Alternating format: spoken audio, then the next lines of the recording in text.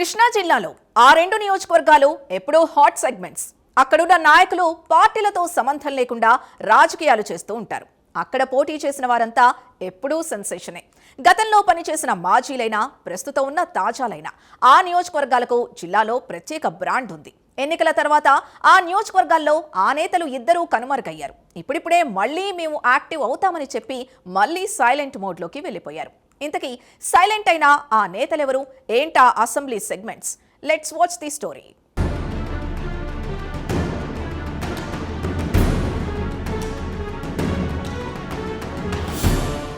ఉమ్మడి కృష్ణా జిల్లాలో గుడివాడ, గన్నవరం నియోజకవర్గాలకు ప్రత్యేక స్థానం ఉంది. కారణం అక్కడ ఉన్న రాజకీయ పరిస్థితులు మరియు రాజకీయ నాయకులే. ఈ రెండు అసెంబ్లీ సెగ్మెంట్స్ ఇప్పుడు జిల్లాలోనే కాదు రాష్ట్రంలోనూ చర్చనీయాంశంగా మారాయి. గడిచిన 3-4 ఎన్నికల్లో ఈ రెండు నియోజకవర్గాలు రాష్ట్రంలోని ఎంత హీటు పుట్టించాయో మనకు తెలిసిందే. అయితే కృష్ణా జిల్లా గుడివాడలో 2024 ఎన్నికల్లో వైసీపీ నుంచి కొడాలి శ్రీ వెంకటేశ్వరరావు అలియాస్ నాని పోటీ చేయగా కూటమి తరపున వెరిగండ్ల రాము బరిలోకి దిగారు. 4 సార్లు గెలిచిన నానిని పక్కనబెట్టి గుడివాడ ప్రజలు రాముకు పట్టం కట్టారు.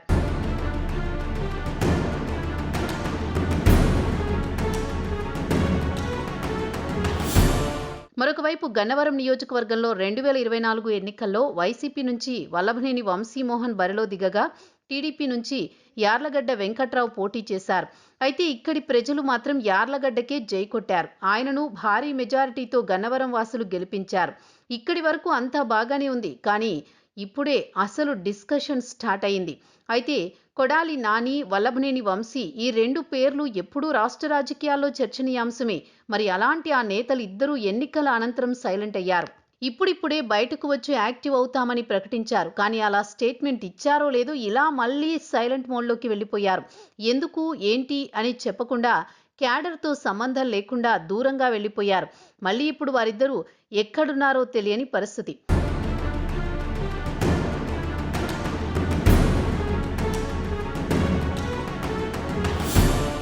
ఇకపోతే గుడివాడ మాజీ ఎమ్మెల్యే, మాజీ మంత్రి కొడాలి నాని రాజకీయాల్లో ఫైర్ బ్రాండ్ లీడర్ అనే పేరు.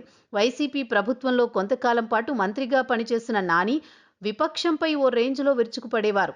అయితే 2024 ఎన్నికల్లో ఓటమి తర్వాత మీడియా ముందుకు రావడమే తగ్గిపోయింది. వైసీపీ అధికారంలో ఉన్నప్పుడు నాని ఎప్పుడు ఎవరిని ఏమంటారు అని అందరూ భయపడే విధంగా మాట్లాడేవారు. నోటికి హద్దు అదుపు లేకుండా ఇష్టానుసారంగా చెలరేగిపోయేవారు. పార్టీ అధినేత జగన్ ఆదేశిస్తే చాలు అవతల ఉన్నది ఎవరైనా సరే వారి రాజకీయ జీవితం నుండి వ్యక్తిగత జీవితం వరకు అందరినీ ఏకి పారేసేవారు. మరి అలాంటి నాని ఓటమి చెందిన తర్వాత గుడివాడ ప్రజలు ముఖం చూడలేకపోతున్నారట. అయితే 4 సార్లు ఎమ్మెల్యేగా గెలిచిన గుడివాడ అభివృద్ధికి కృషి చేయలేదని స్థానిక ప్రజలు చెప్తున్నారు.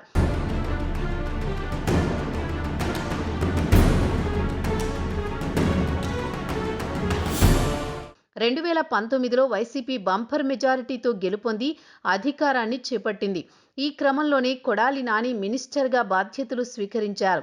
అయినప్పటికీ నియోజకవర్గ ప్రజలకు అందుబాటులో ఉండేవారు కాదని, ఉన్న ఆయనకు అవసరమైన వారితోనే ఉండేవారని అప్పట్లో జోరుగా ప్రచారం జరిగింది. అయితే సామాన్యుడు వెళితే ఎమ్మెల్యే హైదరాబాద్లో ఉన్నారని చెప్పడమే తప్ప 5 ఏళ్లు అధికారంలో ఉన్న సమయంలో ముఖం చాటేశారు.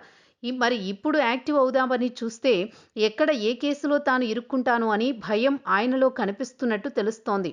తనకు ఉన్న ఆరోగ్య సమస్యలు సరిదిద్దుకుంటానని చెప్పి ఇప్పటికే సంవత్సరం పక్కన పెట్టారు. తాజాగా వైసీపీ కోటి సంతకాల సేకరణ కార్యక్రమంలో మీడియాతో మాట్లాడిన నాని ఇక నుండి యాక్టివ్ అవుతానని ప్రకటించారు. ఆయన స్టేట్మెంట్ ఇచ్చిన కొద్ది రోజుల్లోనే తనపై, తన అనుచరులపై గుడివాడలో కేసు నమోదైంది. దీంతో ఇప్పుడు నాని గుండెల్లో అలజడి మొదలైంది.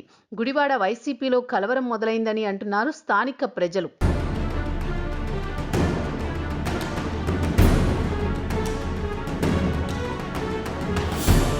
కృష్ణా జిల్లాలో మరొక హాట్ సెగ్మెంట్ గన్నవరం నియోజకవర్గం. ఈ గన్నవరం నియోజకవర్గంలో గడిచిన 2 సార్లు ఎమ్మెల్యేగా విజయం సాధించారు వల్లభనేని వంశీ. అటు గుడివాడ నాని, ఇటు గన్నవరం వంశీ ఇద్దరూ ఎప్పటినుంచో మంచి మిత్రులు. వంశీ టీడీపీలో ఉన్న వైసీపీలోకి రావడం కోసం నాని ఎంతో కృషి చేసి మరీ పార్టీలోకి తీసుకువచ్చారు. ఫ్యాను పార్టీలోకి వచ్చిన నాటి నుండి వంశీ అధికారం కోల్పోయే వరకు టీడీపీ అధినేత చంద్రబాబుని, ఆయన కుమారుడు లోకేష్పై ఓ రేంజ్లో రెచ్చిపోయేవారు. అంతటితో ఆగకుండా ఆయన కుటుంబ సభ్యులపై కూడా నాని వంశీ ఇష్టానుసారంగా మాట్లాడేవారు. ఇదిలా ఉంటే వల్లభనేని వంశీ గన్నవరం నియోజకవర్గం నుంచి 2 సార్లు ఎమ్మెల్యేగా విజయం సాధించారు. కానీ ఈయన కూడా తనను గెలిపించిన ప్రజలను పట్టించుకోలేదని టాక్.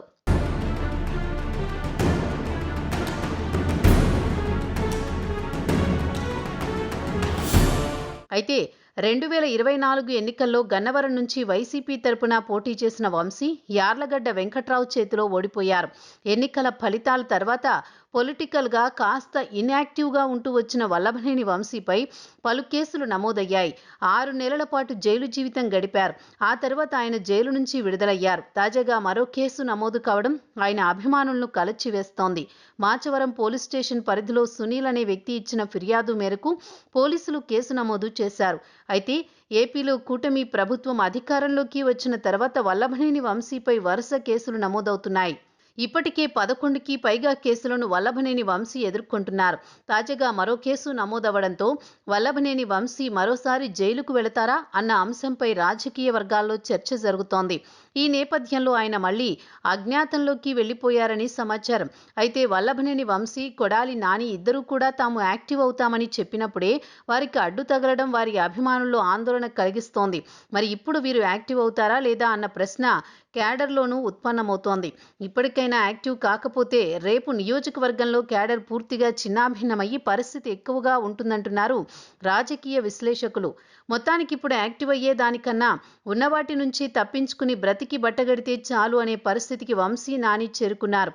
అయితే గత 5 ఏళ్లుగా వారు చేసిన వ్యాఖ్యలే ఇప్పుడు వారిని కలవరపెడుతున్నాయి. ఏ కేసులో ఎప్పుడు ఎవరిని లోపల వేస్తారో అనే భయం నిత్యం వారిని వెంటాడుతున్నట్టు సమాచారం.